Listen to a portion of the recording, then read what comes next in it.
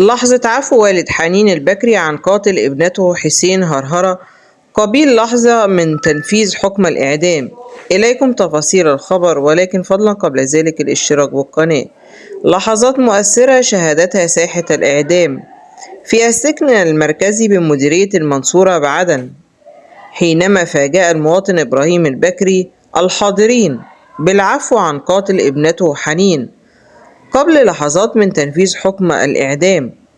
واختار إبراهيم البكري العفو عن قاتل ابنته حنين الجاني حسين هرهرة في اللحظات الأخيرة قبل تنفيذ حكم الإعدام، وذلك بعد محاولات عدة لإغراء والد الضحية وثنيه عن موقفه، لكنه أصر على التمسك بالقصاص حتى اللحظة الأخيرة ليعلن العفو عن الجاني لوجه الله تعالى. وكان من المقرر إعدام الجاني حسين هرهرة اليوم في ساحة السجن المركزي بمديرية المنصورة، حيث احتشد مئات المواطنين لحضور تنفيذ الحكم.